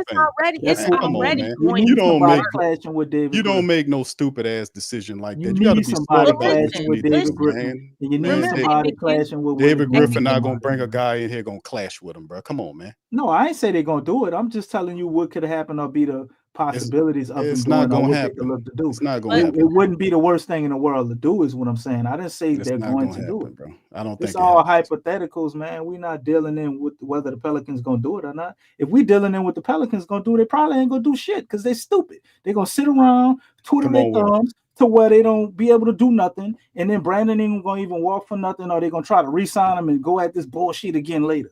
That's what the Pelicans would do. Okay, you see what you did right there? Nobody ain't putting pressure on them. You see what you did right there, DC? That was what I wanted to hear. You kept it real there, brother. I was keeping it real the whole time with the Jimmy Graham thing. Oh, you did? Yeah, I'm telling you, if he came here, I thought that last commentary you just hit, that was some real good energy. Keeping it real the whole time, man. But I wasn't talking about that other crap. I was I'm telling you what I was doing. That part where you said about Jim, what the Pelicans is gonna do. Yeah, Tone Loke. Yeah. But anyway, though, like, if Jimmy came here, it wouldn't be the worst thing in the world. We have to, I guess, as a unit, being Pels supporters, man, agree on something, or try to have something we speaking up about. Because if we don't put no pressure on them or give them ideas on what could be, they're not gonna do shit. And we know that. Come on, man. Well, I mean, I get what you're saying, but DC, there could be worse options than Jimmy Graham. You're right. I mean, it's Jimmy Butler. But you could have you could get Cam Reddish. But here, go ahead, Lex. Go ahead. Let's get your thoughts, and then we'll get ready in the stream. Thinking about football over there. I know. No, but I kind of feel like if this trade did happen, as far as getting Jimmy Butler, I feel like, again, what I was saying before, at this point, I feel like it's not the initial trade. It's going to be the trade of the initial trade. Okay. Hold on. You got to run that back again. All right. What's that again, Lex? I'm saying, like, look, if you make a trade, it's not this initial trade that's going to do it. It's going to be the trade after that. So saying that, hey, you trade for Butler and then you trade Butler to get other pieces. Because let me tell you something, Like, real, and I don't even know how feasible it is because Butler wants to go to a contender. And obviously, the Pelicans are not a contender. You know what I'm saying? But if something were to happen, they would need to do something like now because, you know, I'm pretty sure Butler would want to go to, like I said, a winning situation. And that's not something that means you're talking about making, if that trade did happen, to make another trade before February 6th, which the way that the Pelicans move, that probably wouldn't be feasible. So if they did get Jimmy, it would go past the deadline. He would be with a losing team, and then they would try to do something in the offseason. Okay, so I think, you know, just being realistic, but I don't think he would be coming here because he wants to go to a contender. I don't think he has a choice at this point. No, like I mean, he don't have a no trade clause, so and then he already pissed Pat Riley off. So I can guarantee wherever Jimmy Butler goes, it's going to be a non-contender. He's gonna purposely choose to send him to a non-contender, even if they take less. Say Pat doesn't. that's possible. Pat tries to send you where you want to go. Well, Jimmy just went and he just pissed and shit all over them. So they not trying to send him nowhere that he want to go. They don't want to see him succeed now. They want his career to be. I don't know, DC. If they find the right deal, I'm doing him a favor after he tried to embarrass him in front of everybody. Y'all have seen all the antics Jimmy been doing, man. I know they suspended him and everything, but I'm just saying. I don't think he. Okay, no, so I don't think they're trying to make sure. Let me shed some more history on you. I think it's business, bro. If they can get a good deal for him, Shaq and Pat. The good best deal Shaq, gonna come from talked about how like him and Pat got into it. Okay. And the thing is, even when they got into it and tempers were flaring because I believe it got physical. Okay. With Pat? Yes. What? That's how heated they were. Shaq talked about this. What did he fight his security guard? Like the next day. The next, I know Pat Riley got that pistol on him saying, boy, you better not come over here, boy. Bodyguard, because Shaq told this story. Shaq's bodyguard said, I got that heat. You might as well start packing. That dude, after what happened, that dude ain't keeping you. You about to get traded. Now, Pat did end up trading him to the Suns. Okay. And the Suns, they actually weren't a bad team. So even though he was pissed off at Shaq and it got really, really bad, I don't think it got as bad. This Jimmy Butler and Pat, I don't think it got as bad as Shaq and Pat. I'm telling you, because Shaq and Pat had some battles, and it was way uglier than this right here. So I don't know. Pat really don't really have grudges like that unless he didn't change.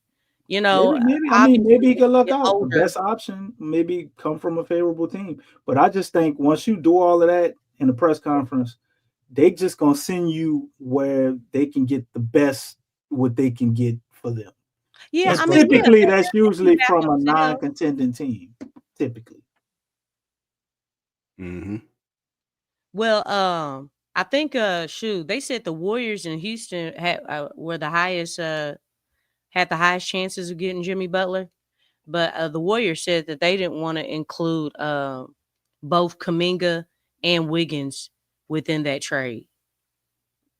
I'm sick of the Warriors and they shit. They don't want to include Kuminga and Wiggins. The Warriors they expect to get something for nothing. I mean, that's what they got the salary cap issues that they got. It ain't like they could just. I mean, you want to win the trade though, DC. Okay, well, get nothing. Trying to win the trade. Hey, you know what? Hey, Danny Ainge did it, didn't he? Yeah, he did. But I mean, Danny Ainge did it. So the thing is, trust me, Steph is how old? You have GMs that are stupid. I mean, look at Griff. We got one of them. You know what I'm saying? He ain't even the GM. He's the VP. Right, but like Steph is a certain age, right? We don't have a GM. And you trying to get a player to pair with them to make one last run at a championship, right? You're not gonna be able probably to win that trade. You're gonna be the more desperate team because you're trying to get your last championship with Steph. He maybe got 3-4 years left, if that. You know, so it's like and you think you gonna fleece somebody? Like they just go give you a player for nothing and then clear out all the salary for you too? It just sounds crazy to me. Now, if they willing to throw a boatload of picks at you and do that, then I guess I could understand that. They're like, no, we don't want to give Kuminga, but we'll give you 3-4 first round picks for Jimmy and this and that. I was like, okay. But if they trying to do them same little 2 picks and then they turn around and making all these reservations on what players they, man, get out of here. Y'all crazy. The thing is that Don't all ride with nobody. these teams, you y'all got to get Brandon Ingram. We'll take that package. You know, and that's what they're thinking about, because the thing is, you still have to have depth. Give me 2 first. It makes no sense. Y'all gonna have BI. It makes no sense to get a big time player, but you don't have any depth. That means after the starting lineup, you don't have nobody. You basically go to a G League team. But they already saying they don't want to sign Kuminga to the money he gonna command. Exactly. Boy, want 100. They don't want to sign him to that much. But Kuminga, but you want to keep him. What are y'all doing? Because Kuminga is talented. Like they just feel like he's not worth. Like he doesn't match what he's trying to get. Like Kuminga thinks he's like, hey, dog, I'm a star in the league, which I think he's in a way, he's almost kind of similar to because I think Stacey pointed this out. When you look at Zach LaVine, Brandon Ingram, they're kind of like caught in the middle. You know what I'm saying? He a borderline. He's not all-star. You make it one all-star. He's not a star, but you know what I'm saying? Like he's right there, but he's still in that middle tier.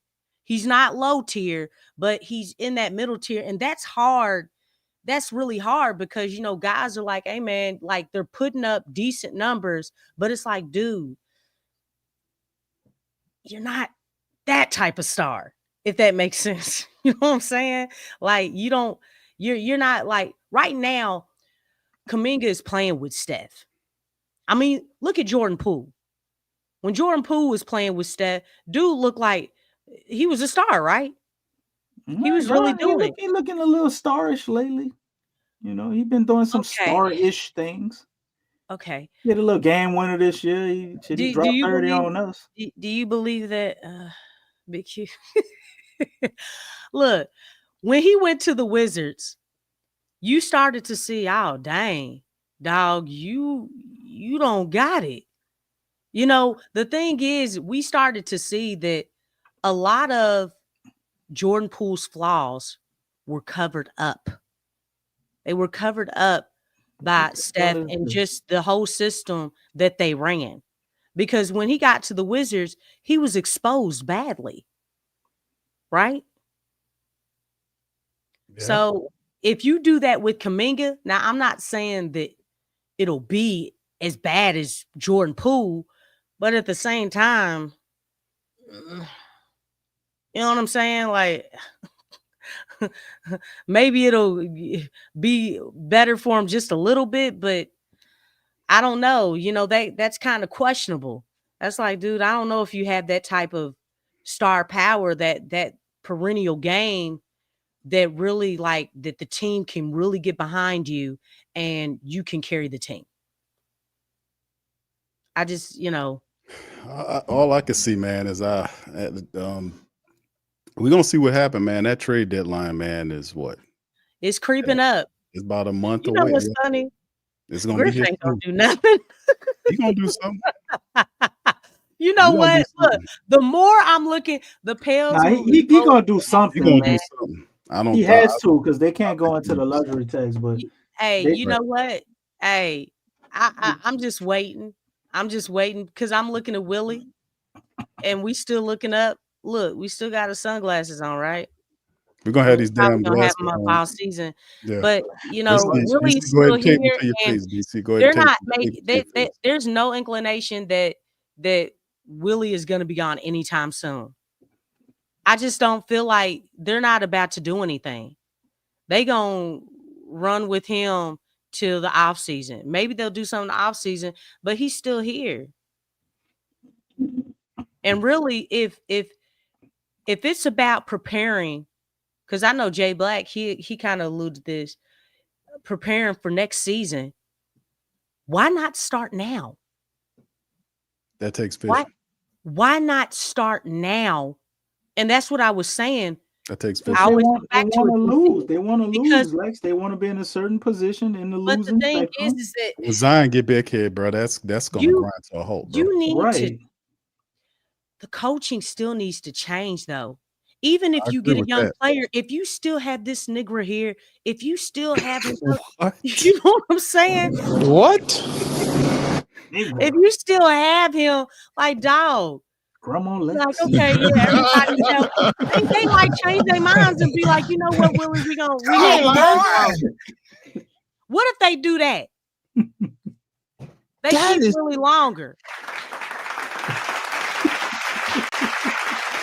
For real. I'm just saying, like, this is scary. We don't need to hold on to these chicken heads no more. Let them go. Chicken. Whoop. Let them go in the name of Jesus. He Let them said go. Negro. Please. DC Because said this is Negro. scary. Because the longer they go, Whoa, what it's year like is it? they ain't gonna make no What year changes. is this? Right. They ain't making no changes. They just gonna be like, you know what? Things are looking up. Let's just keep my Willie. goodness. Bro, Like, look back to 1992 Oh, in Grandma Kitchen, another bro. season of this junk. Where's Negro? I don't want to see that dude's lip poking out. I don't want him. You'll see him- I don't his want him nose, doing so- this no more. I don't want him doing this.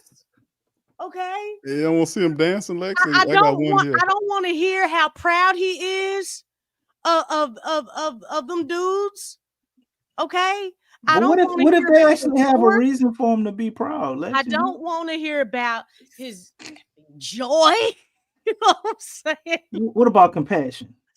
I don't want to hear about that, man. Rip What about them mindfulness? off the You don't want wall. to hear about Rip mindfulness? them off the wall. Like, Can we I give know some I'm credit laughing. around this I bit? know I'm laughing, but Get y'all, some I'm credit pissed around off. this bit. You know what I'm saying? Like, look, I know everybody's about getting some top draft picks and things. You can still get that type stuff if you make trades. If you trade somebody for some draft picks, you can do that now. Let's start preparing. Prepare now. Griff is going to wait, and I said this in the offseason, Lex. We know. He's going to wait till the absolute last day of the trade deadline thing. He's gonna get And then something. he's He don't either have gonna trade somebody like Javonte Green or something, which I've been seeing he's just not been playing lately, and he's not hurt no more. I like Javonte Green is a goddamn Brandon backup Boston player. ain't playing either.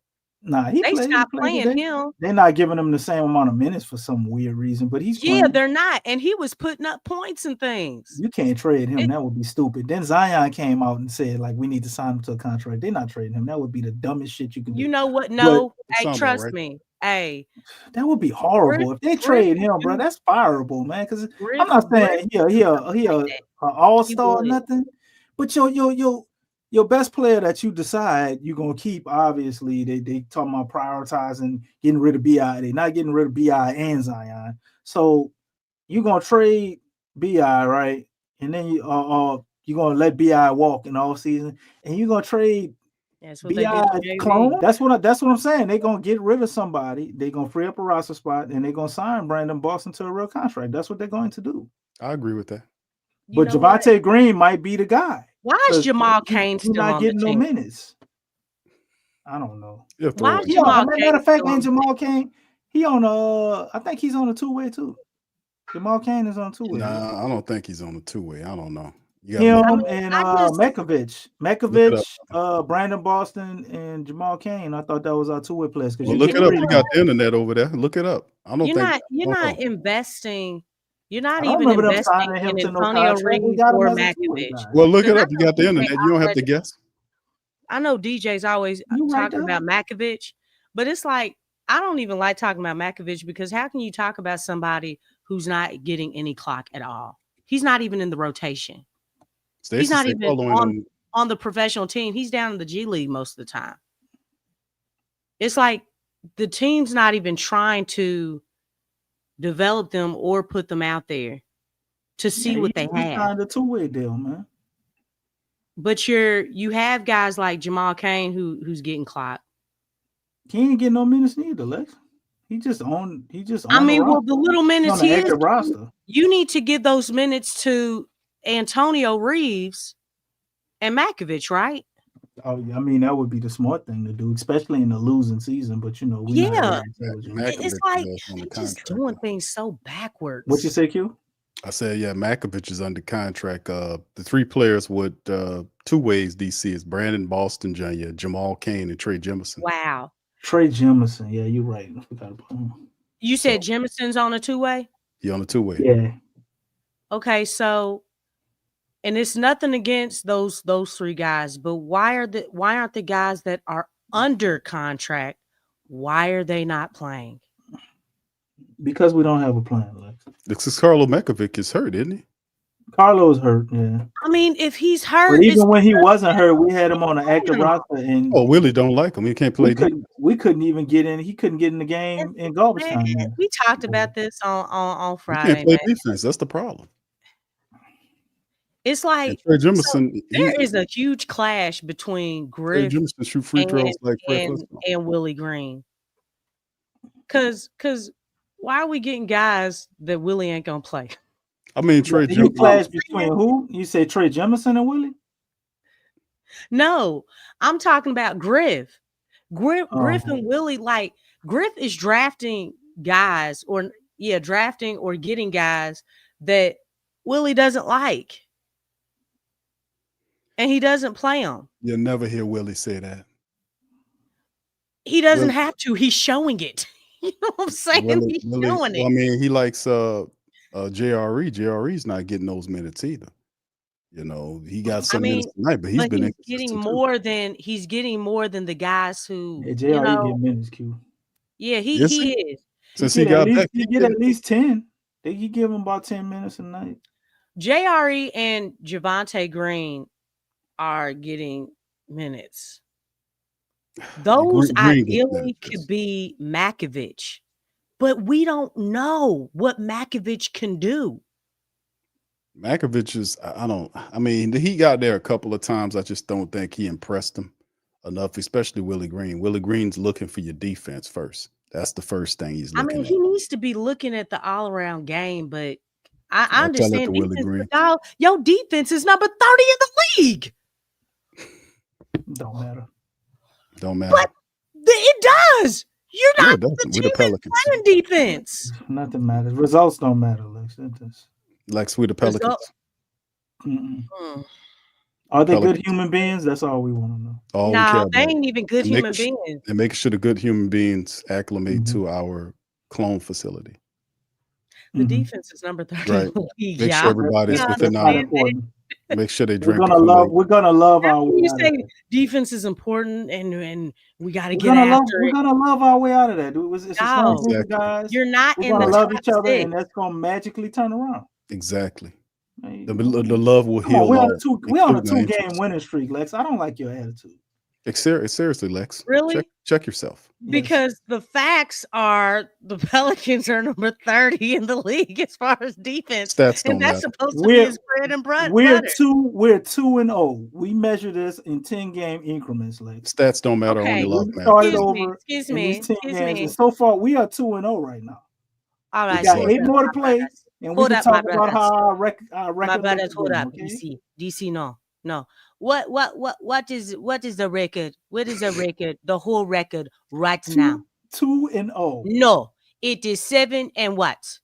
Oh, that was practice. That doesn't count. That was last year. That was last year. That was last year. Tell the truth, nothing but the truth. So help you. We've turned the page. Lex, stop living in the past. Nothing but the truth. So help you, God. That is the truth. We've turned the page. No, last year. 7 and 29. Is that correct? When CJ scored 50, we discovered something. 7 and 29. Is that correct? I don't know what you mean. We are 2 games. 2-0. We are 2-0. And 29. It's 2025. You can't stop living in the past, Lex. This ain't the past. This is current. Y'all are crazy, man. I'm living in the past. There's 2 parts to an NBA season. You All have right, the well, I look in the 2024 part, future, and man. you have the Shoot, you would 2025 have to part. stop the We're in the Pelicans, man. 2025 part of the season. Everything that I happened in told you we're a 2024 basketball cult. is What you over call with. that? It's Oh my forgiven. gosh. We're a basketball cult. Lex, We'll did you get? we Did you, guaranteed to get all the dog out you. That's what we're gonna do. Did here. you get? We're Did you gonna get your love the Christmas dog out gift? you. Your flask that we sent you in your Christmas gift. You need to fill it up and drink the Kool-Aid. Okay. Submit fully. S'il te plaît. Submit fully to the Je ne basketball comprends pas cult. d'anglais. Je ne sais pas. What? Je ne sais pas. Je ne sais pas. Jameson what? Oh my gosh. DC. Oh my. All Okay. right. Well, let's get ready to live up. DC starts Gotta be screwing up First French. Nation. It's time to make a move. All right. So anyway, we're gonna get ready to leave out of here, man. Listen, I appreciate all you guys for being in the stream today. Go Pels. We 2-0. love to We the can officially Pels. say go Pels again. Continue to keep drinking and lemonade, my basketball Pelican cult That's right. family members. We will eventually get out of this hole. We're about to win 50 games straight. Okay. Love Hey, conquers is it all. snowing down there? Is it snowing down there? Love conquers all. Is it We got a snowing down hard there? freeze coming tonight, Lex. Held and froze over. The Pelicans are gonna win 50 games straight. That's right. Okay. Is it snowing down It's there gonna for be real? 20-something degrees in the city. We got black ice coming, baby. Oh man. You said black ice? Black ice. Hey, Not sing the white ice, song. but Sing the black song. Sing the song, DC. Here you I go. don't know the song. What's the song? Put DC's music on, Come on. man. What's the Put your song? music I on. don't know the song. What are you dreaming about? What I'm dreaming about?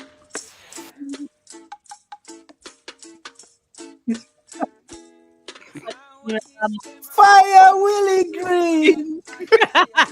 On the right note, man. Come on. Go ahead, DC. It's 2015. We are living in with our offense. Yeah. Willie must go. This dude in the back messing me up with these lyrics. And Griffin too. Wait, hold up, we did two Griffin songs. Green got to go. Yo, that's terrible. Please. All right, we're gonna get out of here, man. We'll see y'all on the next episode of the show, man. Pelicans Pels. face off against the Minnesota Timberwolves, man. Listen, Big they Q said won they 2 gonna in a win. row. We won 2 in a row, fam. That's where we are right now. We'll see if we can get 3-0 against them there It's like no Timberwolves. goddamn French Montana. All right. Oh my gosh. I think all light-skinned people look alike. I look You like do look like Oh Chris my Montana. Thank you. You rap like him too.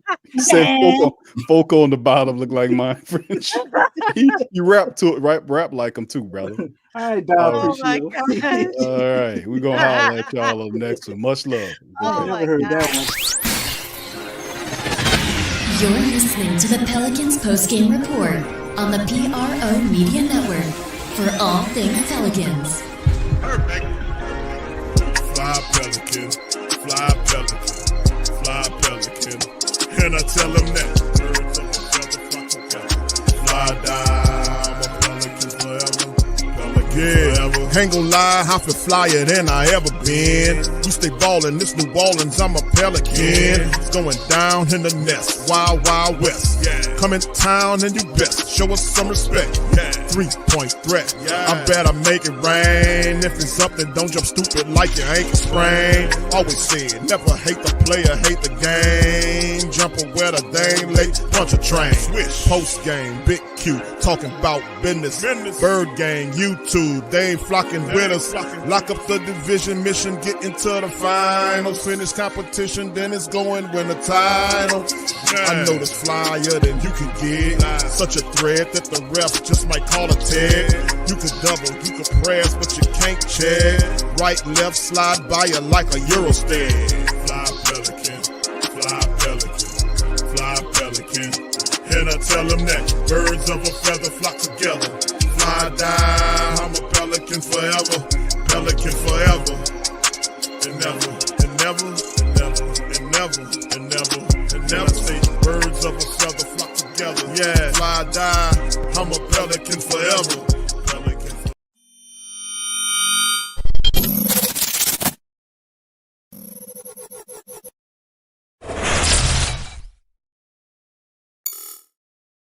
TheWhoThatDaily.com. That's right, TheWhoThatDaily.com. Your one-stop shop for everything New Orleans Saints, New Orleans Pelicans, LSU Tigers, even the top flight boxing news. So if you're a Who That and you're looking for a place to stay up on your team, TheWhoThatDaily.com is your site. TheWhoThatDaily.com for the sport Who That in all of us. That's right, the Pro Shop is the platform store where you can go and buy all the latest merch to support the platform. Available at the Pro Shops, we have dozens of hundreds of products available for you and your family. Unisex tees for men and women, hoodies and sweatshirts, tank tops, kids and baby items, long sleeve tees, mugs, pillows, wall art, bath bedding, face masks, phone cases, stickers, bags, fanny packs, socks, hats, and many other items. Please feel free to check out the Pro Shops. The link is in the description section below. And remember, it helps the platform continue to grow. So check out the Pro Shop and Who That Too.